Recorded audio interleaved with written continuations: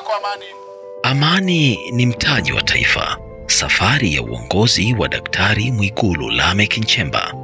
Kuna taifa ambalo limebarikiwa si kwa wingi wa rasilimali pekee, bali kwa hazina adimu kuliko zote ya amani.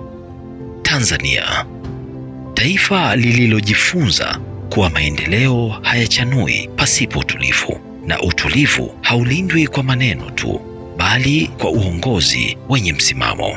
Tusisahau kwamba kukua au kukuza uwekezaji nchini kunawezekana kutokana na uwepo wa amani, usalama na utulivu wa kisiasa.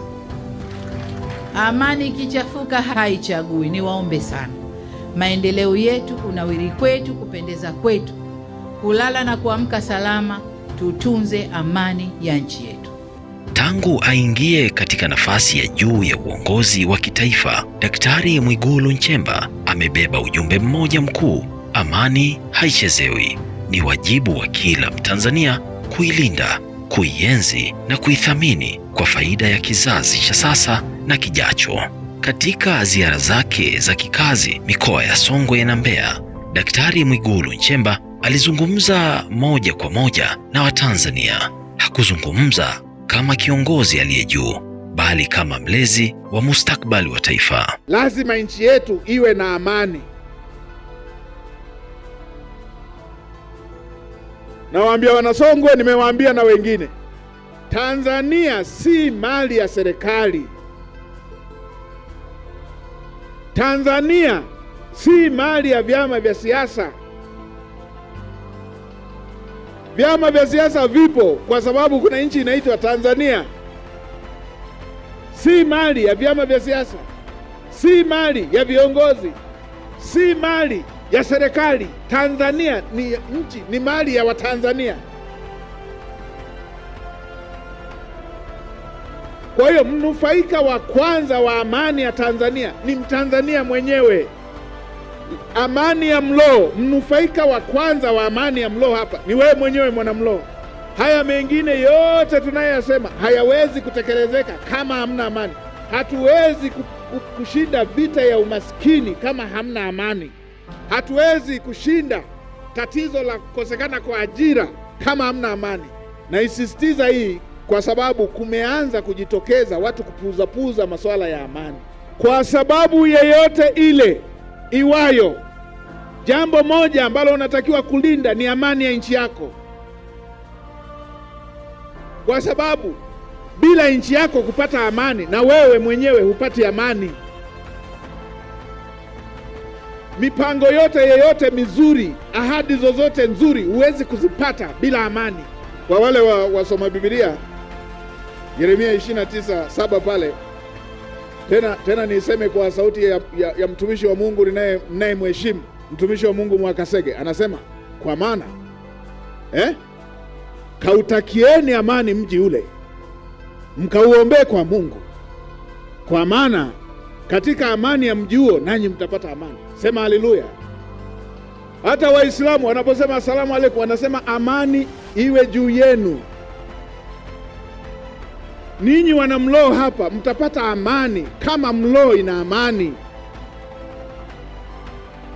Nilipita pale Tunduma nikawaambia, wengine ni visirani vyao vya kwenye vyama vyao, wamekuwa na visirani na washindani wao. Wewe unakuwa na kisirani na Mwigulu, unafanya fujo Tunduma, kumbe kule Iramba wananiita baba, si tunakunywa maziwa tu. Nani sasa aliyekosa amani pale? Kwa ninyi huku mnakosa amani Tunduma hapa, ninyi mnakosa amani Mlowo hapa, sisi kule tunaendelea. Amani, mnufaika wa kwanza ni wewe mwenyewe. Amani ya Mlowo, mnufaika wa kwanza ni wewe mwenyewe. Aliwakumbusha wananchi kuwa rasilimali za taifa, ardhi, maji, madini na watu haziwezi kulindwa bila mshikamano.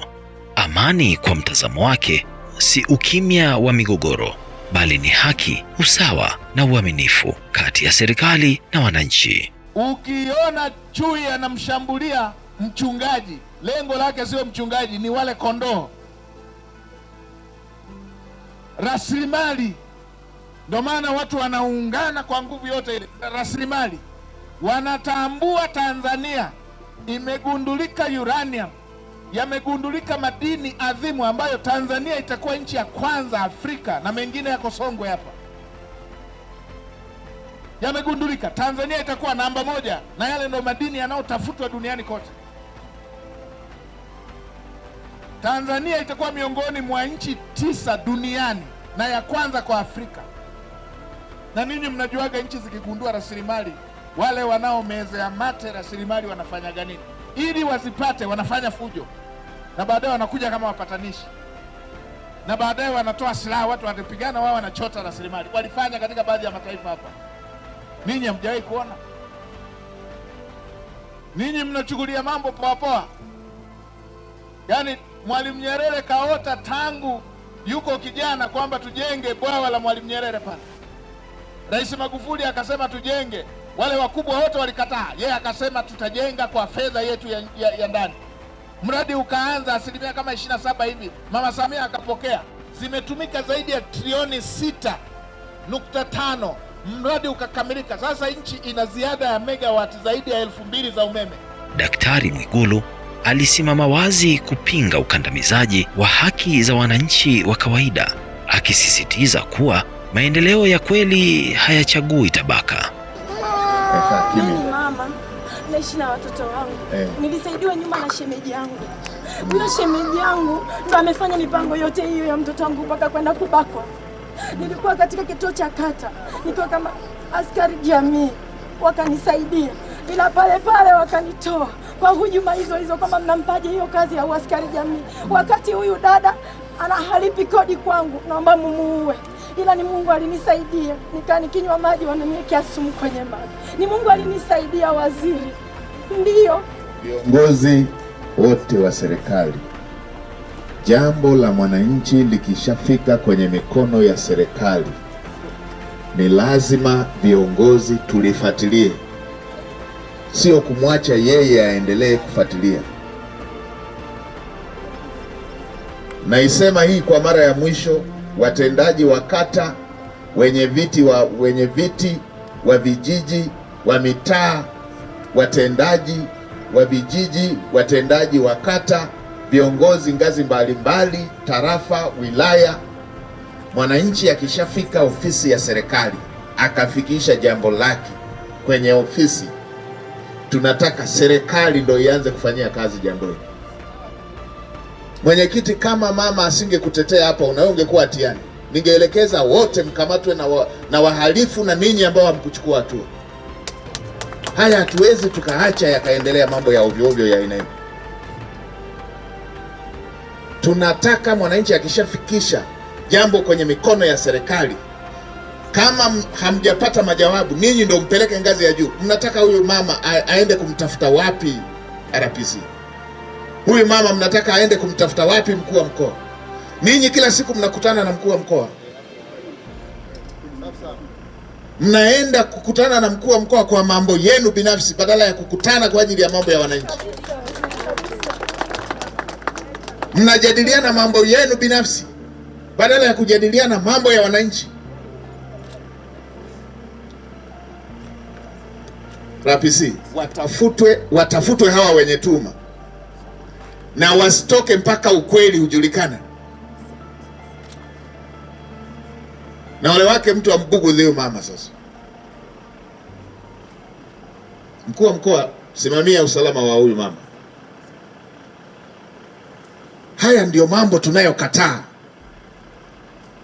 Mwananchi anafikisha hoja mikono ya serikali, anapigwa danadana,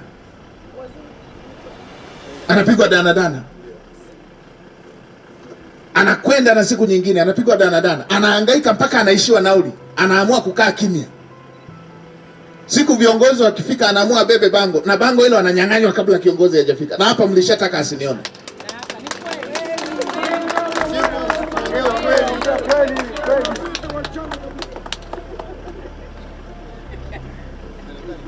Siku nyingine, eneo lingine, popote pale, ambaye hachukui hatua na aliyefanya uhalifu, wote wamefanya uhalifu. Hatutaki watu waonewe. Kama hivi juzi Nilipata kisa kimoja kwa mama moja hapa Salasala, anaitwa Asha. Yule mama alinunua eneo mwaka 2009. Imeshapita miaka karibu 10, akaenda mtu mwingine akasema yeye ndo kanunua hilo eneo na kuweka na kibanda. Walipoenda kwenye mabaraza ya ardhi ya kata, yule mtu akashindwa kwa sababu ana fedha, akaenda ngazi ya juu, kaenda mahakamani. Alipoenda kwenye mahakama ya wilaya akashindwa, akaenda mahakama kuu. Alipofika kule akaambiwa hajafuata hata taratibu, na kule akashindwa. Mahakama imeelekeza kwamba mwenye haki ni yule mama, lakini yeye kwa sababu ni mbabe, ana fedha, ameendelea kushikilia eneo la yule mama kwa miaka yote hii. Anazungusha tu kukabidhi, akabidhi. Yule mama ameshazunguka, anazungushwa, akitarajia kwamba atamzungusha mpaka yule mama aishiwe nauli, amwachie lile eneo. Sasa namuelekeza ndani ya siku 7 awe amebomoa kile kibanda chake na amrudishie yule mama eneo lake.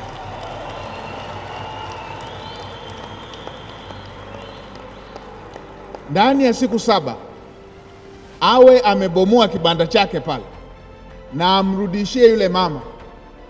Hatuwezi tukawa na utaratibu huu kwamba hata vyombo vya haki vinaamua kwamba mwenye haki ni huyu, alafu kiubabe tu, na kwamba wewe una mali, una fedha, unang'ang'ania tu. Mheshimiwa Mkuu wa Mkoa, nitakupatia jina la yule mama ukalione lile eneo. Zikifika siku 7 hajaondoa vitu vyake, peleka vyombo vyenye nguvu zaidi ya yule, nenda kabomoe na mkabidhi yule mama eneo lake.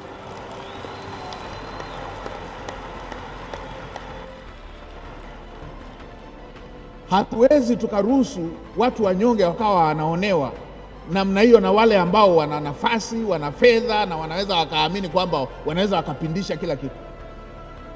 Hatuwezi tukawa tunafanya ustaarabu kwa watu wanaoonea watu wa chini, haiwezekani. Hatuwezi tukawa tunafanya ustaarabu hatuwezi tukawapa heshima watu wanaoonea wenzao. Hatuwezi tukafanya ustaarabu kwa watu wanaopora, wanawaonea, wanapora haki zao. Hii haiwezekani. Nilifika na pale Dodoma nikakuta migambo fulani wameenda wakachukua biashara, bidhaa za machinga moja, wakachukua mtaji yote $500 sio na 40, wakachukua mpaka na mkokoteni. Niliwaambia ndani ya masaa 24 warudishe, wasiporudisha wakamatwe kama wezi wengine na wawajibishwe kwa hilo. Katika mapambano dhidi ya rushwa, msimamo wake ulikuwa bayana. Rushwa ni adui wa amani, adui wa haki na adui wa maendeleo. Kupitia kauli na vitendo, aliweka msisitizo, uwajibikaji, nidhamu na matumizi sahihi ya rasilimali za umma. Watumishi wengine wa umma wanatoa hati, wanakuwa na hati ya ahadi ya uadilifu ambayo haiwalazimishi kuweka wazi mali zao. Mheshimiwa Waziri, hili ni eneo lifanyiwe kazi upya.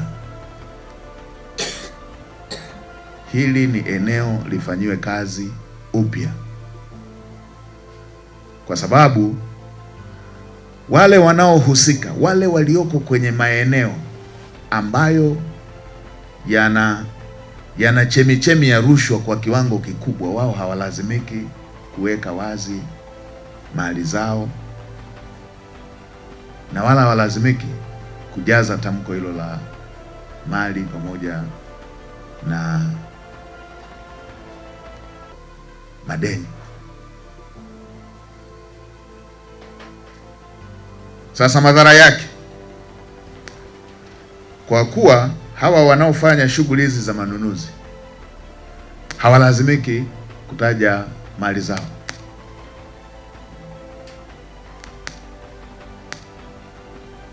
na wala hawajazi fomu hizi za maadili ya viongozi wa umma.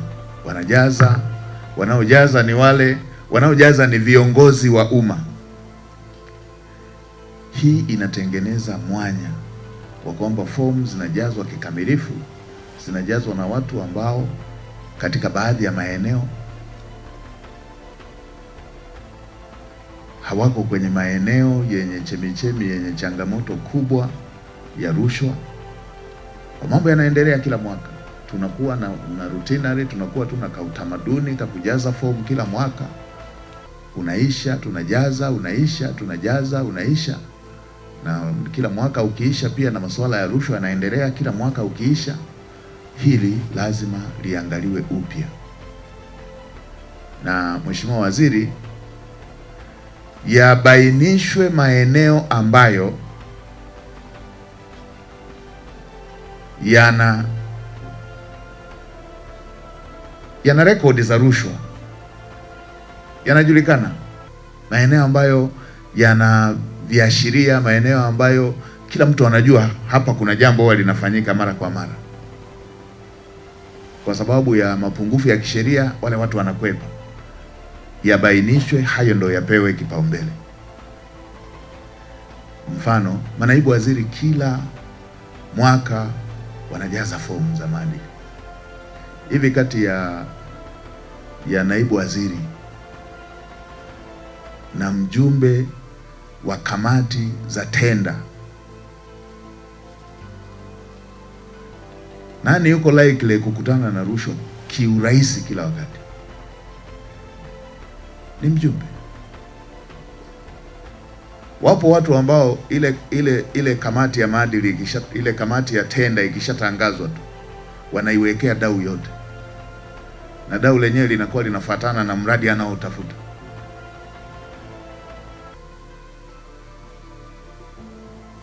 Mwingine nyumba, mwingine gari, mwingine anafunguliwa akaunti, fedha. Na jambo hili linapangwa kuanzia bajeti inavyotengenezwa ya mradi, inajumlisha na bajeti ya rushwa. Siku waziri ukipitisha bajeti pale, unaona watu kote wanashangilia, unadhani umesoma bajeti nzuri, kumbe dili lao limepita. Wewe unampelekea fomu naibu waziri, wenzako kule jambo lao lote limepita. Wakienda kwenye viapo, wao wanatakiwa tu ajaze hati ya uadilifu. Hataji alivyoingia alikuwa na nini, sasa ana nini. Wewe unahangaika na mbunge kwa sababu jambo la rushwa likisemwa kwa mwanasiasa lina ladha zaidi. Hatuwezi tukaendelea na utaratibu wa kwamba kwenye nchi hii wawepo wengine wana access zaidi ya keki wanachukua na kwa niaba ya wengine, alafu na wengine wakawa wanaugulia ugumu. Lazima mtu aogope mali ya umma. Ndio ambaye hataki kuwa na self discipline, kuwa na nidhamu binafsi, tumlazimishe sisi serikali kuogopa kugusa mali ya umma. Katiba imesema waziri mkuu ndo atatekeleza ama atasababisha mambo yoyote au jambo lolote ambao rais anataka litekelezwe. Moja ya eneo ambalo Mheshimiwa Rais ameshalisema mara kadhaa ni uadilifu kwenye haya masuala. Sasa hii ni taasisi inayotakiwa kusimamia hili. Simamieni kuanzia kwenye sheria, kanuni na kwenye utekelezaji.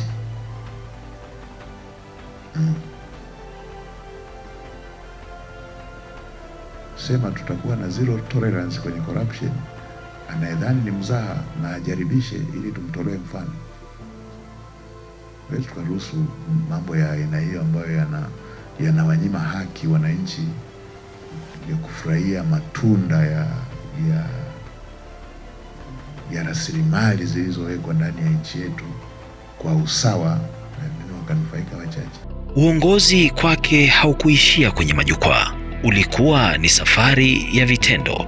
Daktari Mwigulu alifanya ziara ya kutembelea na kukagua miradi ya maendeleo, akihakikisha kuwa ahadi zinageuka kuwa matokeo.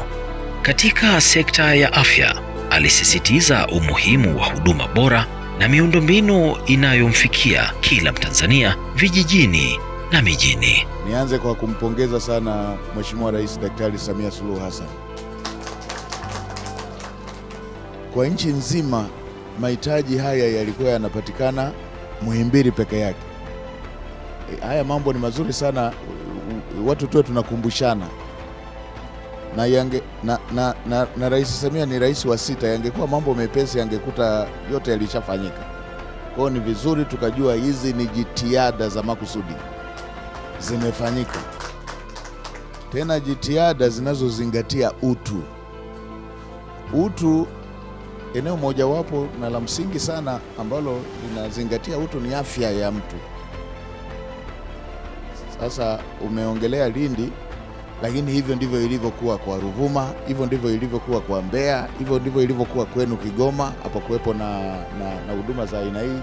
Hivyo ndivyo ilivyokuwa kwetu Singida, hivyo ndivyo ilivyokuwa kwetu Mwanza, hivyo ilivyokuwa kwetu Simiu, hivyo ilivyokuwa kwetu Mara. Ndani ya miaka 4 na sehemu, Mheshimiwa Rais ameweka hizi CT scan mikoa yote 26 ya Tanzania bara yote, na MRI katika hospitali katika kanda, kuweza kurahisisha huduma zingine za kibingwa za namna hii. Kwa hiyo mimi nielekeze kitu kimoja tu, Mheshimiwa Naibu Waziri, huko hapa kumekuwepo na kilio maeneo mengi ya zile dawa mahususi kukosekana. Tuna hospitali nzuri na majengo mazuri na huduma nzuri za vipimo vinapatikana vya kisasa ambavyo mtu akipelekwa India anatumia vipimo kama hivi. Inatokea tuna madaktari wazuri, na Mheshimiwa Rais ameelekeza ndani ya siku 100 waajiriwe wengine 5,000. Kumekuwa ikijitokeza mgonjwa anaonana na daktari bora kabisa, bingwa, vipimo vinaonesha, vinatambulika anachoumwa, inaonekana dawa ile mahususi anayotakiwa kutibiwa haipatikani hospitali. Hili limekuwa likileta dosari, na wagonjwa wakielekezwa wakatafute dawa kwenye kioski ama kwenye duka la dawa lililo jirani.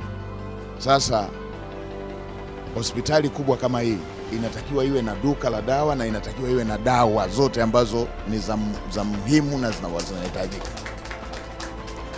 Kwa Mheshimiwa Naibu Waziri, fuatilieni kitengo chenu kile kinachotafiti aina ya dawa, kifuatilieni vizuri, na bohari ya dawa yenyewe inayonunua, inayoagiza dawa, ifuatilieni vizuri, isije ikawa zinafanyika janja katika baadhi ya maeneo.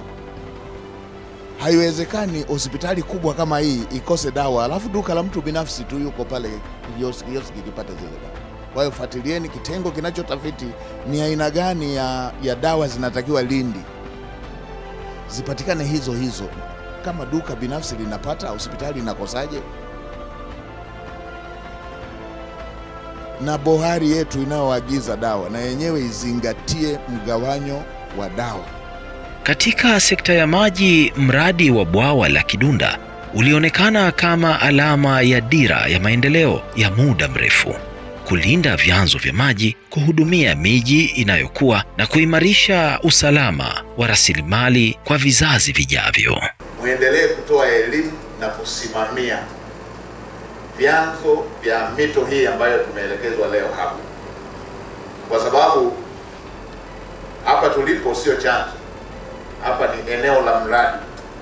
Tusipotunza vyanzo, tutakuwa na mradi lakini hauna maji. Kwa tuzingatie kutunza vyanzo vya hii mito ambayo ndio tunatarajia ilete maji hapa. Waelimisheni wananchi, lakini pia msimamie ili maji yaweze kujaa kwenye bwawa hili. Maelekezo haya yanayoyatoa yanaenda sambamba na maeneo mengine pia ambayo ni vyanzo vya maji yanayotumika katika miradi ya kimkakati. Fikiria mradi kama wa bwawa la Mwalimu Nyerere, tumejipinda namna hiyo, kila Mtanzania tukapata zaidi ya trilioni 6.5. Leo hii tuje tuathiri vyanzo vinavyotakiwa kupeleka maji kwenye eneo hilo. Hivyo hivyo na hapa tumejibana fedha za Watanzania wenyewe ili tutatue tatizo la maji pamoja na umeme pamoja na umwagiliaji. Leo hii tuje tuathiri vyanzo, tuathiri na mradi wote kwa ujumla huu ambao tumeweka. Kwa hiyo tuendelee kusimamia maeneo hayo, masuala ya aina hiyo yanayohusiana na kutunza vyanzo vya maji. Katika mwambao wa kusini mwa Tanzania ipo bandari ya uvuvi ya Kilwa ambayo ni sehemu ya ukuaji wa uchumi wa Tanzania. Mheshimiwa Mwigulu Nchemba alipata fursa ya kutembelea bandari hiyo. Daktari Samia Suluhu Hassan akasema itajengwa bandari ya uvuvi ya kisasa kama zilizoko Ulaya na mataifa mengine, itajengwa hapa, na imejengwa kwa fedha za Watanzania. Na haya si maneno tu, ninyi wenyewe mnashuhudia huu mradi. Mimi nimezungushwa, nimeuona, ninyi mko nao hapa mradi huu, mnaushuhudia. Zaidi ya bilioni 280, na unaenda kutengeneza ajira, unaenda kuongeza kipato cha Watanzania wanaojishughulisha na sekta ya uvuvi. Na pamoja na changamoto za kidunia za kiuchumi, mradi haukukwama.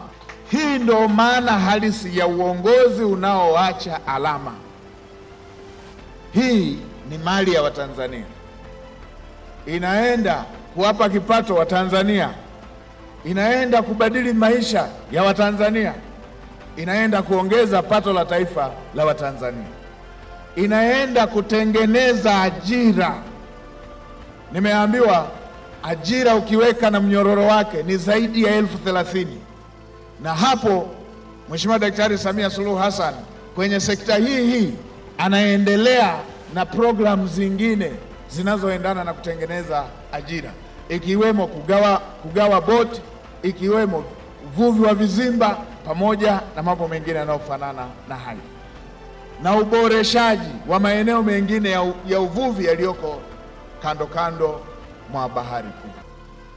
Hivi ndivyo matatizo ya Watanzania yanavyopaswa kutatuliwa, na hii inatoa jawabu la kupunguza umaskini, na hii inatoa jawabu la kuongeza kipato.